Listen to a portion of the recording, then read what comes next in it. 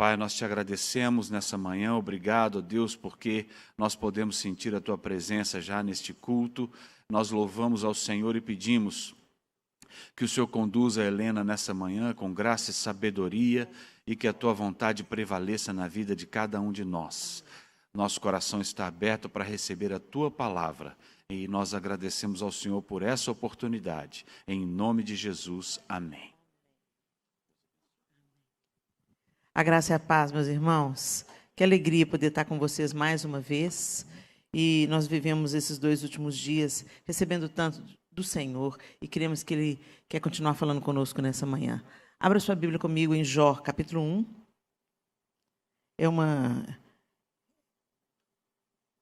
uma leitura extensa, mas vamos juntos.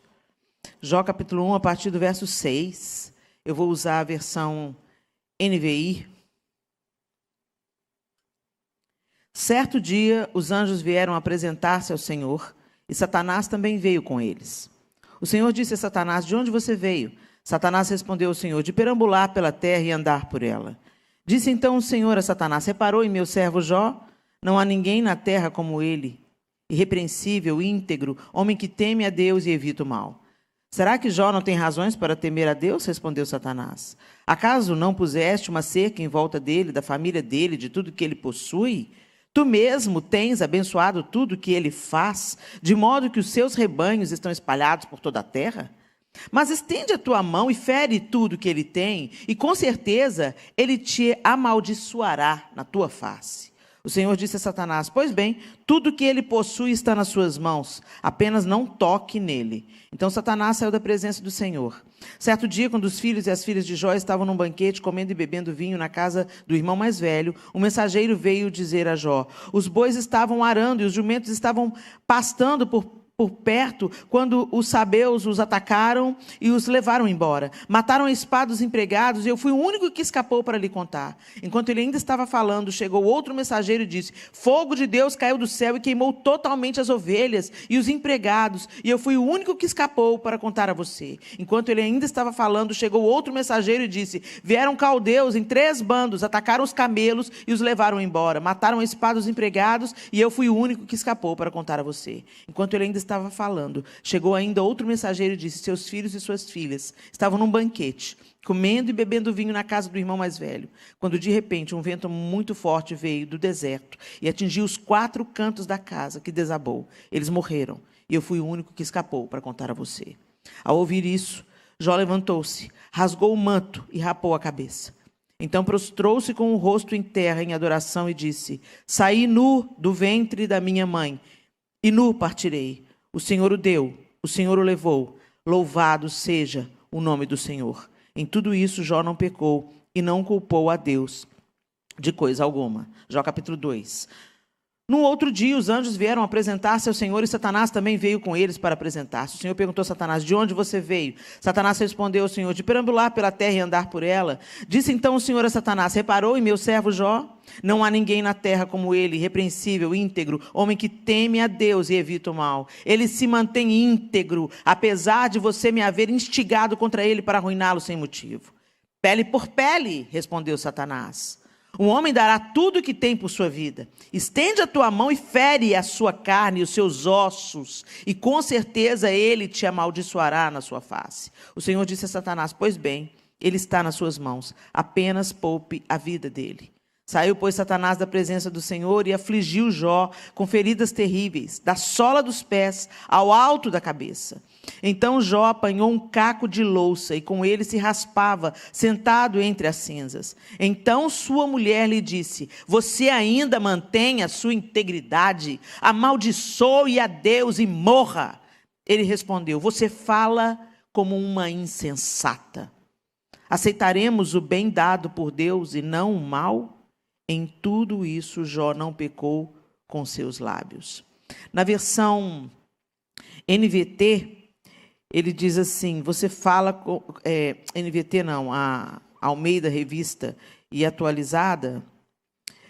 Você falas como uma doida.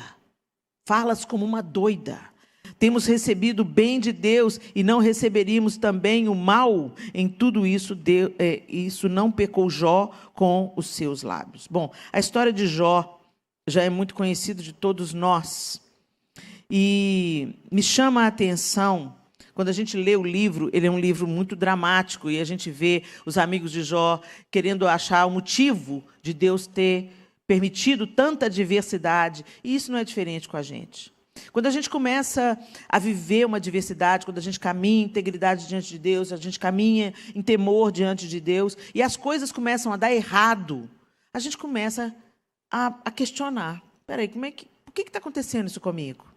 A nossa tendência natural é questionarmos a Deus. Mesmo quando a gente não faz isso com os nossos lábios, a gente faz isso no nosso coração. E não é só quando está acontecendo com a gente, quando está acontecendo com o outro também. A gente respingou muito em nós, dessa geração, os resíduos, os resquícios do Evangelho da Prosperidade. E um dos pilares do Evangelho da Prosperidade é: se você teme a Deus, se você crê em Deus, tudo vai dar certo na sua vida. Se você está acontecendo alguma tragédia na sua vida, você está em pecado, tem alguma coisa errada na sua vida. Porque Deus só quer prosperar, Deus quer curar, Deus quer abençoar os seus filhos. E é fato. Deus tem bênção para os seus filhos, Deus quer curar os seus filhos, Deus quer abençoar os seus filhos, mas Deus, como qualquer um de nós, se você exerce uma paternidade saudável, filho também tem limite. Filho não faz tudo que ele quer e tem vontade, não. Um pai amoroso não satisfaz todos os caprichos e desejos do filho, senão esse filho vai crescer sem nenhuma resistência, vai crescer totalmente vulnerável, desprotegido. Um pai que ama e conhece, por exemplo, um ambiente inóspito e perigoso, ele vai falar com o filho: não vai lá não, não pode não. Nós não vamos expor as nossas crianças ao perigo. Então, isso vai envolver muitos nãos na trajetória. E Deus não é diferente. Deus também vai nos dizer nãos. Deus também vai nos dizer espera. E Deus também vai permitir que a adversidade chegue na nossa casa. E não sou eu que estou falando isso. O próprio Jesus disse: no mundo tereis aflições, mas tem de bom ânimo. Eu venci na roupa de vocês, eu venci na humanidade de vocês. Então é possível vocês vencerem também, porque vocês agora têm a mim, têm o poder do Espírito Santo que eu deixo para vocês e têm o poder da palavra de Deus. Vocês não estão desprotegidos, vocês não estão desamparados, mas a coisa vai estreitar. A palavra de Deus diz que a porta que conduz à vida é estreita e apertado o caminho. A porta larga, onde tudo dá certo, onde tudo rola, é a porta que conduz à destruição. Então, gente, é para a gente contar, nós estamos num contexto de queda. Nós não somos do mundo, mas estamos no mundo. E aqui, muitas coisas podem nos atingir, pelo contexto onde nós estamos inseridos. Mas o Senhor é aquele que não desperdiça a dor, não desperdiça a nossa adversidade, não desperdiça as coisas que nos afligem. Muito pelo contrário, Ele nos consola e nos levanta para consolar outros com a mesma consolação com que somos consolados. Eu quero dizer para vocês hoje que nós precisamos de entender e resgatar a perseverança, o permanecer, o persistir. Perseverança, segundo o dicionário da língua portuguesa, é persistir em determinado comportamento, constância, firmeza, capacidade de sustentação voluntária, não desistir facilmente, persistência, paciência, virtude do caráter e fruto do Espírito. Nós precisamos entender que é característica dos filhos de Deus que estão sendo transformados a cada dia à imagem de Cristo Jesus, permanecer, porque o próprio Jesus permaneceu. Ele foi até o fim. Ele podia ter chegado na cruz e falar assim: não, pai, não vou morrer. Naquela oração no Getsemane, ele podia ter falado: eu vou desistir. Porque não vale a pena. Vamos começar de novo, pai. Vamos voltar, constrói outra arca. Porque ele estava lidando com tantas coisas, ele sabia que Judas estava prestes a entregá-lo. Mas ele disse: contudo que não seja a minha vontade, mas seja feita a tua vontade. E ele foi moído, traspassado pelas nossas transgressões, moído pelas nossas iniquidades, e o castigo que nos traz a paz foi depositado sobre ele. Pelas suas pisaduras nós fomos sarados. Para que nós fôssemos sarados, para que nós fôssemos resgatados. Para que assassinos... Você morreria por um justo, mas você morreria por alguém que matasse o seu filho? Você daria a sua vida em troca de um assassino, de um estuprador, de um ladrão? O Senhor deu a sua vida, porque nós não tínhamos condições de encontrar o caminho da salvação pelas nossas próprias pernas. E por mais que a gente sacrificasse bois e carneiros e bodes, todo o sangue do mundo não poderia purificar os pecados da humanidade. Então Deus enviou o seu próprio Filho. Ele encarnou e morreu e ressuscitou. Ele permaneceu. E quando a gente olha para a Bíblia, a gente vê vários que permaneceram. Noé permaneceu. Vocês já imaginaram, gente? Mais de 100 anos para construir a arca. Vocês já imaginaram a zombaria? Sei lá o que esse homem ouviu ao longo do tempo, passando, e ele construindo a arca, e vai cair chuva, não tinha nem chuva, vai cair água do céu, o cara está louco. Eu fico imaginando a zombaria, depois o costume, o povo primeiro zombou, depois acostumou, entrou, saiu da arca, ia visitar, virou ponto turístico, sei lá o que aconteceu, só sei que Noé permaneceu crendo e construindo, esperando a promessa de Deus se cumprir. Abraão, ele nem viu a sua descendência como a areia da praia, as estrelas do céu. Mas em Isaac ele viu o cumprimento da promessa. Ele permaneceu até o fim, crendo que receberia. Moisés tira o povo do Egito, leva o povo para Canaã, chega para entrar na terra, não entra porque o povo não creu, então fica rodando 40 anos, esperando aquela geração de 20 anos para cima morrer, para eles poderem entrarem na terra. E Moisés não entra. Ele só viu de longe. Gente, ano passado nós tivemos com a Edmeia na Jordânia. Na Jordânia, quando vocês forem, vocês vão no Monte Nebo. E o Monte Nebo é de onde Moisés avista Canaã. E literalmente no ano passado a gente avistou Israel, porque a gente não pôde entrar, estava fechado por causa da pandemia. Então foi um sentimento esquisitíssimo, porque eu já conheço Israel e eu vendo Israel de longe, eu não podia entrar. E a Sofia, nossa filha caçula, estava com a gente. E ela não tinha lá muito interesse de ir em Israel. Ela falou assim, eu queria entender porque que minha mãe até chora de saudade de Israel. Aí, quando nós chegamos no Monte Nebo, e nós tivemos um tempo de oração, e do Monte Nebo nós estendemos as mãos para Israel, oramos primeiro pela Jordânia, para fortalecer a igreja do Senhor na Jordânia, e depois oramos por Israel, para que aquele povo conheça o Messias de Deus. Estendemos as mãos e começamos a orar. Quando nós acabamos, a Sofia virou para mim chorando e falou, mãe, eu quero ir para Israel. Gente, eu fico imaginando o que foi para Moisés conduzir aquele povo pelo deserto, povo rebelde, obstinado, e avistar só de longe. Mas ele permaneceu. Josué e Calebe permaneceram. Davi permaneceu, sendo perseguido por Saul, mas permaneceu.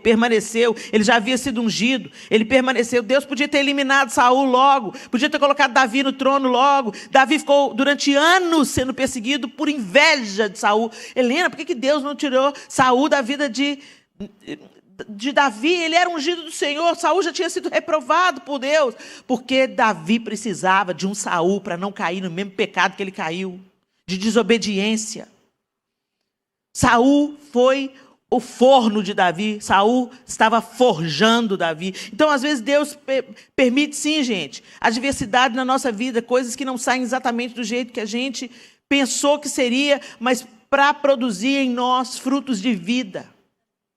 Mas só come do fruto da vida quem permanece. E Jó, quando você vai lendo essa história, você vê, meu Deus, esse homem era rico, ele tinha tudo, ele tinha uma família estável, ele tinha muitos filhos, estava tudo indo bem. E num dia só ele perdeu tudo o que ele tinha de mais precioso. E não satisfeito com isso, Satanás volta lá e fica falando com Deus. Não, mas é porque o senhor não... É porque ele está íntegro na saúde dele. Toca na saúde dele para ver. Mas o lindo é você ver o final do livro, a conclusão do livro. Deus restitui tudo em dobro. E o mais lindo não é ele ter restituído tudo em dobro. O mais lindo do livro de Jó é Jó falava: Senhor, antes eu te conhecia de ouvir falar, mas agora os meus olhos te veem. Agora eu posso dizer que eu te conheço. Se eu já te amava antes, eu agora te amo mais. Será que nós vamos permanecer ou não? Hoje, o mote dessa geração é: a fila anda. Está te dando trabalho?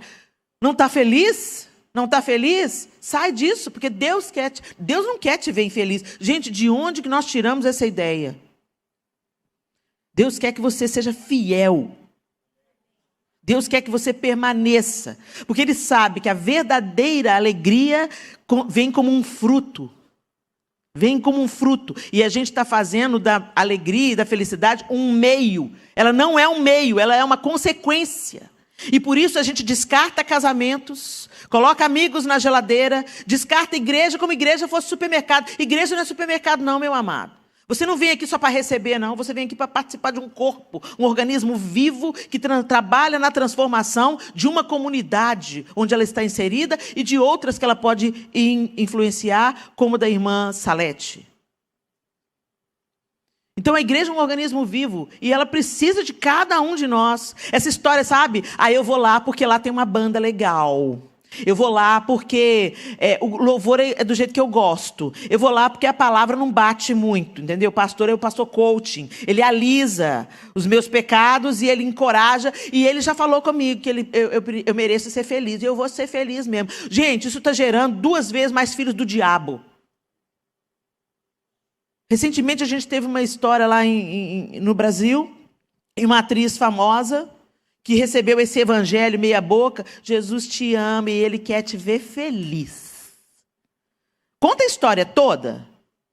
Não conta a história metade, não. Jesus te ama sim. E porque Ele te ama, Ele vai te levar para uma vida que vai além do seu umbigo. E Ele vai te tornar uma testemunha dEle na terra. E você tem que entender que você não merecia nada. Você só está vivo por causa dEle. Você só respira por causa dEle. Tudo que você tem na vida é pela graça e misericórdia dele. Você acordou hoje? É graças a ele. Ele é o rei e nós prestaremos contas a ele. Não apenas o que a gente fez com a graça que recebemos, mas o que nós estamos fazendo pelo próximo que precisa de ser amado. Ser cuidado. O amor também fala não, o amor também dá limite, o amor também corrige. A palavra de Deus diz que Ele corrige o filho a quem Ele ama e açoita a todo aquele que Ele quer bem. Porque a nossa natureza humana é obstinada, é rebelde, é mimada, é utilitarista. A gente quer se utilizar até de Deus. E o Senhor amoroso, um Pai pleno e perfeito, nos toma pela mão e às vezes é preciso Ele caminhar conosco até o vale. E lá no vale, Ele vai nos forjar. Eu tenho as minhas lutas como você tem as suas. Mas as minhas lutas estão trazendo sobre mim peso de glória. Porque eu estou sendo forjada na fornalha. O ferro, para ele ganhar forma e utilidade, ele vai na fornalha, esquenta, esquenta, esquenta, esquenta, esquenta. Vai na bigorna, bate, bate, bate, bate, bate, depois refrigério. Com a gente não é muito diferente não, gente. Deus leva a gente nas situações extremas para nos amolecer. Já conheceu alguém de coração duro, que é uma adversidade amoleceu? Eu conheço. Amolece. Depois que amolece, se torna moldável. Deus pode te moldar na bigorna. Mas Ele também tem refrigério para os seus filhos. E aí você vai estar pronto para ser uma ferramenta útil nas mãos do Senhor. Lá em Tiago 1, 2 e 4 diz assim: meus irmãos, tende por motivo de toda alegria o passar por várias provações, sabendo que a provação da vossa fé, uma vez confirmada, produz perseverança. Ora, a perseverança deve ter ação completa, para que sejais perfeitos e íntegros, em nada deficientes. É isso que o Senhor quer fazer, nos aperfeiçoar.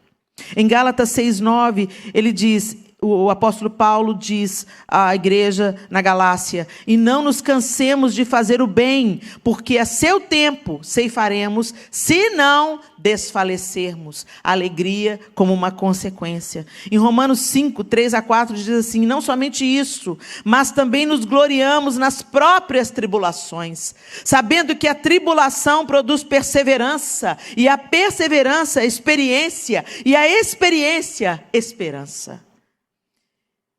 Provérbios 28:14 diz assim: como é feliz o homem constante no temor do Senhor, mas quem endurece o coração cairá na desgraça.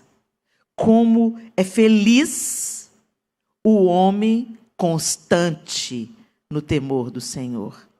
A felicidade, a alegria, o contentamento, a plenitude, ela vem como uma consequência, ela vem como um fruto. A felicidade bíblica, a palavra traduzida, bem-aventurança, ela traduzida para o português, ela se esvaziou. Feliz. E a gente pensa em felicidade como um estado emocional e mental favorável. Mas a bem-aventurança, ela tem um sentido amplificado no original. No original, ela significa ser feliz, ser bem-aventurado é atingir os seus fins, cumprir o seu propósito e florescer. Percebe que o florescer vem depois? O melhor vinho fica para o final. Tem uma jornada. Tem uma jornada. E nessa jornada tem dificuldades, nessa jornada tem empecilhos, nessa jornada tem desafios, nessa jornada tem perdão para ser liberado, nessa jornada tem que dar a túnica e também a capa, nessa jornada tem que andar a 2ª milha, nessa jornada de semeadura para ter colheita. E essa semeadura, gente, é perseverança. Quantas vezes a gente já viu os casos clássicos? Os casamentos começam com crise, atravessam uma crise, aí fala, não, a gente quer ser feliz, cada um vai para um lado, constroem outras famílias, esses meninos crescem totalmente desestruturados, sentindo a ausência paterna, sentindo a distância da mãe, dependendo da história, e aí quando comem o pão que o diabo amassou literalmente, porque não quiseram perseverar na sua trincheira de batalha, abandonaram o posto, saíram fora, porque querem se sentir felizes. Aí o tempo passa, tantas consequências foram geradas. 2 famílias destruídas, filhos à deriva. Aí a velhice chega, para você ouvir falando, eu me arrependi de ter. Ou às vezes um dos dois, eu já vi muito isso acontecendo. O homem adoece, é abandonado pela esposa amante e volta para a primeira esposa cuidar. O casamento está ruim, gente? Conserta. Não abandona, não. Não abandona o barco, não. Você fez uma aliança diante de Deus. Você fez uma aliança diante de Deus. Não é cerimoniazinha bonitinha, com vestidinho bonitinho, não, gente. Você fez um propósito diante de Deus. É na alegria, e na tristeza, na saúde e na doença. Honra os seus votos. Pede ajuda, chama terapeuta. Chama o pastor, faz alguma coisa. Um dia vocês resolveram casar. Alguma coisa de boa deve ter aí nesse caboclo. Redescobre. Alguma coisa boa deve ter nessa mulher. Você levou ela no altar. Redescobre, reapaixone-se, constrói de novo, deixa Deus reconstruir. Permaneça, persevera, porque você vai colher. Eu nunca passei uma crise grave com o João no casamento, com a graça e pela misericórdia de Deus, não porque a gente é bonzinho, porque só Jesus na casa tinha que me dar um homem manso, porque eu sou uma mulher difícil. Glória a Deus, ele tem a maior virtude do mestre, manso e humilde de coração. Por isso que ele é descanso, ele tem descanso. Ele encontrou descanso na vida. Mas em nenhum momento nós pensamos em desistir. Não tem essa opção. Então, casamento é, às vezes, ter conversas difíceis, buscar ajuda, reconstruir. Agora, nós nunca passamos por isso, mas eu posso dizer que com 32 anos de casados, eu nunca fui tão feliz nos 10 primeiros anos, 15 primeiros anos, não. Agora eu estou experimentando o melhor vinho. Mas ele principalmente, teve que aguentar muito. Teve que permanecer, né? Firmar o toco, como diz lá em Verão. Firma o toco. Não arreda o pé. Permaneça orando pelos seus filhos que se desviaram. Não abra mão deles. Eles podem fugir da sua casa. Eles podem fugir até do seu abraço, mas eles não têm defesa contra as suas orações. Continue dobrando. Gerou com o útero, agora gera nos joelhos. Não desista até ver a obra transformadora de Deus na vida desses meninos. Senhor, convence da justiça, do pecado e do juízo. Para de falar. O que você tinha que falar, você já falou. Agora é tempo de falar com aquele que pode convencer da justiça, do pecado, do juízo. Não abra mão dos seus filhos. Tem gente que fala assim, entreguei para Deus. Mas não ora, não ama. Não abençoa, não acolhe quando precisa. Entreguei para Deus. Toma a sua posição. Não abra mão. O serviço está difícil, o trabalho está difícil. A gente tem que querer crescer, gente. Está difícil, você pode migrar para um trabalho melhor. Não tem nada de mal nisso. Mas deixa a porta aberta. Sai bonito, termina bonito os seus ciclos. Honra de onde você tira o pão para a sua casa. Honra. Para de amaldiçoar o seu salário. Permaneça abençoando. O tempo que você tiver que trabalhar nesse lugar que você está trabalhando, mesmo que você esteja procurando expandir, melhorar, crescer, honra aquelas pessoas.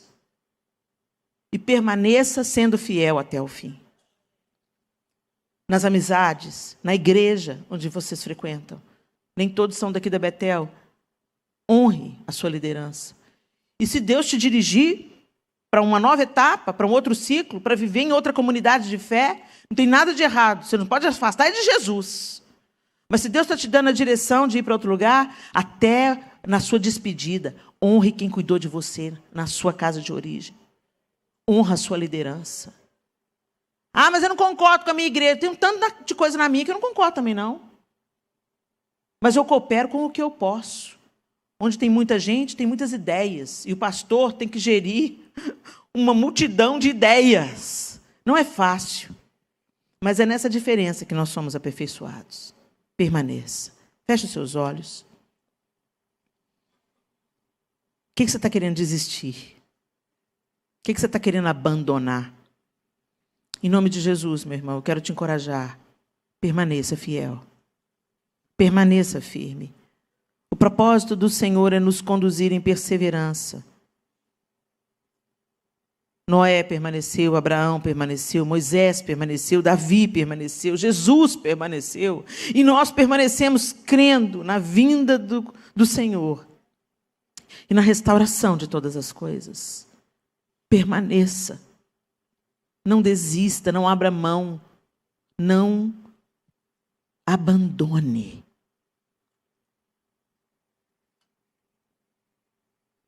Como é feliz o homem constante. Muitas vezes nós nos importamos com a velocidade. A velocidade pode ser uma destruição se você está correndo na direção errada. Preocupe-se com a constância. Em permanecer fiel. Porque feliz é o homem constante no temor do Senhor. Mas quem endurece o coração cairá na desgraça. Senhor, nós não queremos endurecer o nosso coração. Nós queremos permanecer em fé, em aliança, em fidelidade. Mesmo quando as circunstâncias forem contrárias, forem difíceis, forem desafiadoras, não há nada que o Senhor não possa restaurar.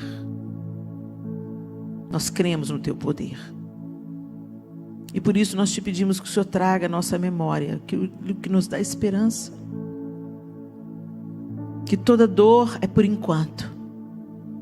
E que nós aguardamos o dia da redenção de todas as coisas, do ajuste de todas as coisas. Nós olhamos para a esperança que temos e cremos que nessa jornada que estamos caminhando até aquele grande dia, podemos viver a antecipação do que esperamos, vivendo a restauração nos nossos relacionamentos, vivendo a restauração na maneira como vivemos a igreja, vivemos a restauração na maneira como desempenhamos a nossa vocação, servimos com os nossos talentos. Reconcilia-nos, ó Deus, com aquilo que precisamos ser reconciliados. Cura o que precisa ser curado. E nos ajuda, pelo poder do Teu Espírito Santo, a permanecer fiéis ao Senhor antes de mais nada, até o fim. Em nome de Jesus. Amém e amém.